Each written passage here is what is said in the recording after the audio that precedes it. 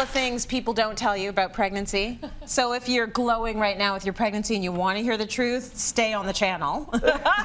If you want to just pretend it's all roses and popcorn, then maybe just go get a coffee right now. So, you know, pregnancy is an interesting thing. It's an incredible time in your life, but I think that the way it's portrayed is that it's just, it's all fantastic. And there's a lot of things happening with your body that we want to talk about. One of the things we want to speak to is just what happens with your abdominal muscles. Yeah. So you're having a baby. Janice, you've had twins.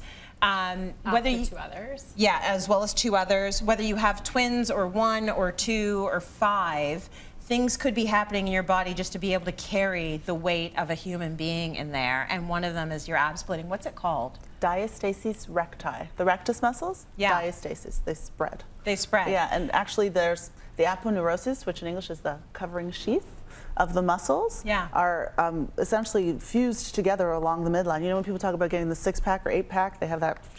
That is the rectus abdominis. Well, the midline, when you have a pregnancy, the uterus splits and grows right out of the pelvis. Right. And as the baby gets closer and closer to term, past the umbilicus, so the top of the uterus is how we measure how many weeks a pregnancy is. Mm-hmm. Once it gets past the umbilicus, it really starts to jut out. Yeah. And sometimes the muscles stay together and hold it in. And sometimes they get to a point and then they split. And that's called diastasis recti. It happened to you. A lot of women have it. Twins. What did you have to do to fix that?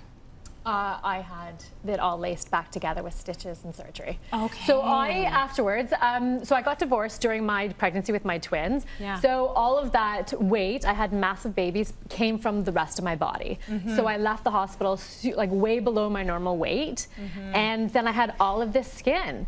And it was actually a ton. So what I would do is I'd wear a tank top and tuck it into my pants, and then I put another, to make it smooth. Then I put on another tank top and wear it over top of my pants, and then I wear a loose-fitting blouse. And I'd feel like, okay, maybe, and then I worked out a lot, and the more I worked out, the more toned everything else would be, except for this pile of skin, which was a perfect circle. Just got bigger and bigger and bigger because compared to me being toned in, it was just more obvious. It wasn't helping working out. Okay. And I was probably, as our discussion before, doing the wrong workouts and making it even worse. And that's what she's talking about now. So there's we're having 2 discussions. There's the skin on the outside and the rectus muscles are on the inside. Yeah. So she had both done, God bless you. So she had the skin taken off and put back, but also the muscles laced back together. Right. And there are ways, so when we're talking about diastasis recti, the muscles getting back together, there are ways to support women, because after you've had baby, you push it out and people don't tell you either. You feel like squishy, jelly squishy, because now there's this potential space.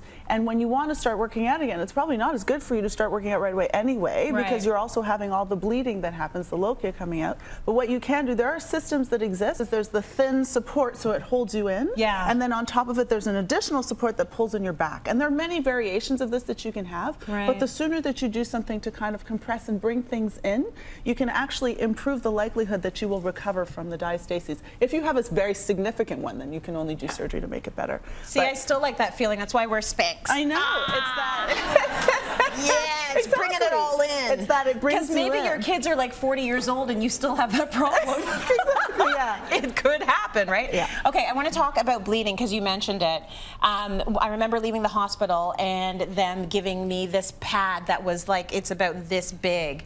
And I was like, why do I need that? I should have taken more. Yeah. So it's like your body just went through severe trauma, and now everything is coming out for a long time. Yeah. Were you weren't surprised by that, were you? Well, this is your world. It's my world, right? So as an obstetrician, I knew what was going to be happening. I think that I was probably surprised at how long it lasted for and what the consistency of it was. So I knew that I was going to be bleeding. So you bleed like a period for about 2 weeks, and then it's what we call lochia. So it's the inside, the endometrial lining, completely shedding. Because we're watery and pinky, and it lasts forever. It felt like. Yeah. But and that's why you shouldn't use tampons. You have to use pads, which is why we give you the giant pads, because it's voluminous. Yes. But if you put tampons in there, you allow for the risk of infection, endometritis. So women can develop infections in the uterus after they've delivered. So it's important to remember, no fingers, no penises, no nothing into the vagina for 6 weeks, no tampons until you've been, and then you go see your gynecologist or whoever your healthcare provider was, your midwife. Yeah. And then they'll do your pap smear, make sure everything is okay, and then you're good to